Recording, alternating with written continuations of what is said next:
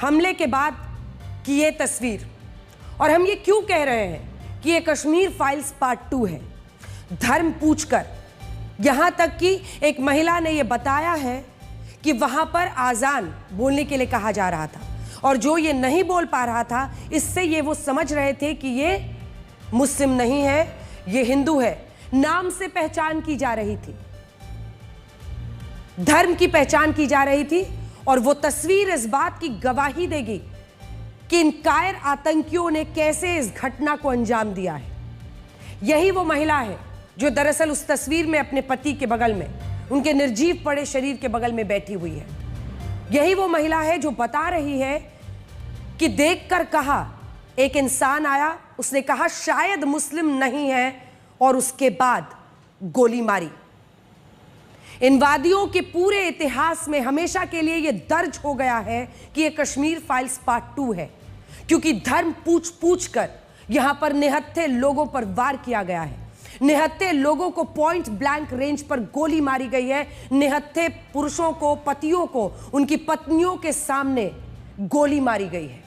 और यह सब उन कश्मीर के दुश्मनों, कायर आतंकियों ने दिन के उजाले में एक ऐसी जगह पर किया है जहां पर लोग छुट्टियां मनाने, खुशियां मनाने आते हैं, जहां पर पर्यटन से कश्मीरियों की रोजी रोटी चलती है।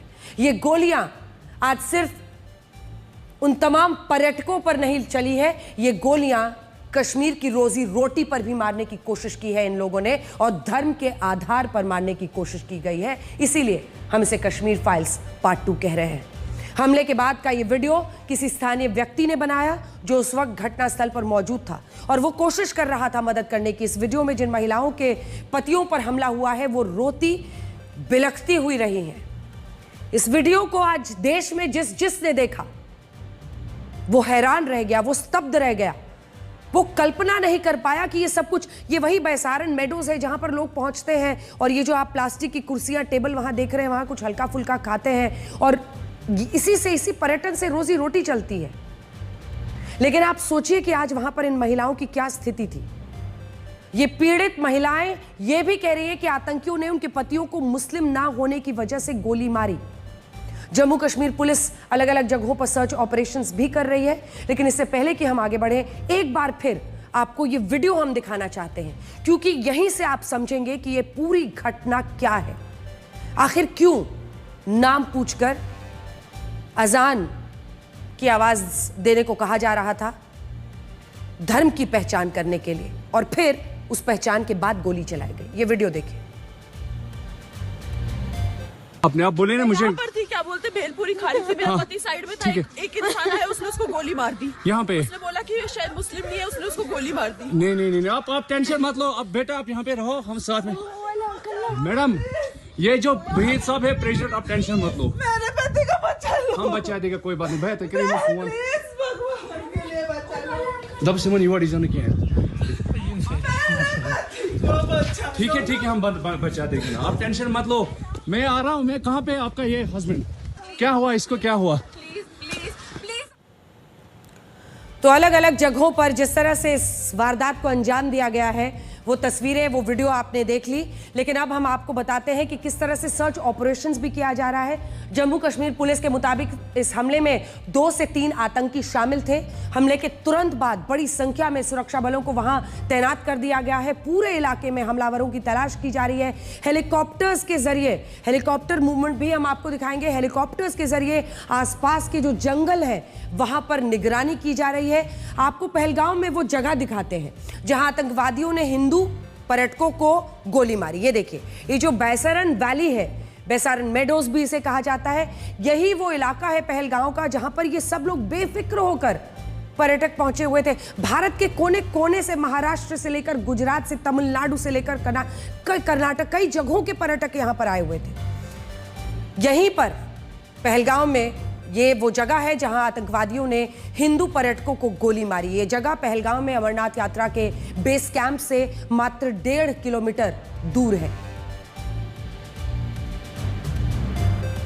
हम ये पूरी रिपोर्ट भी आपको दिखाएंगे, लेकिन ये आपको लोकेशन हम मैप पर दिखा रहे हैं जिससे आप अंदाजा लगा सकते हैं कि ये जगह कहां पर है। दूसरी तरफ अगर आप देखिए तो जो जॉइंट ऑपरेशन है इस वक्त भी पूरे इलाके में की जा रही है, सर्च ऑपरेशन है, आतंकियों को पकड़ने की कोशिश है।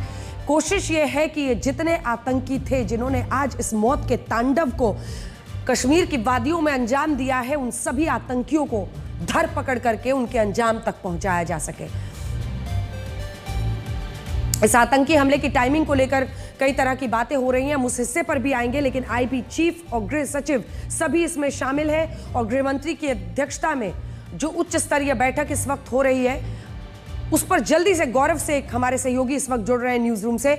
गौरव, जल्दी से जो भी जानकारी आपके पास है इस घटना के बाबत जल्दी से बताएं।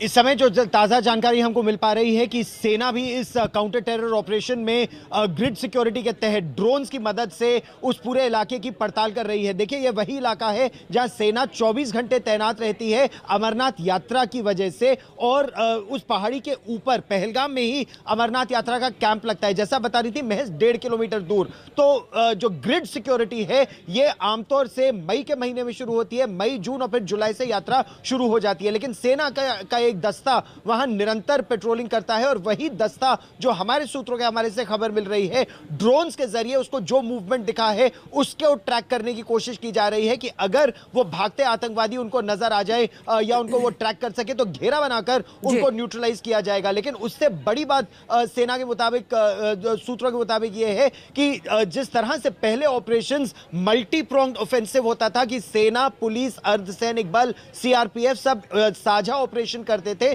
साइलोज में जिस तरह से ऑपरेशन होते हैं उसमें वो सफलता मिल पाने में थोड़ी कठिनाइयां सामने आ रही हैं। तो अभी प्रयास हम लौटेंगे आपके पास और भी जानकारी इस बाबत लेंगे, लेकिन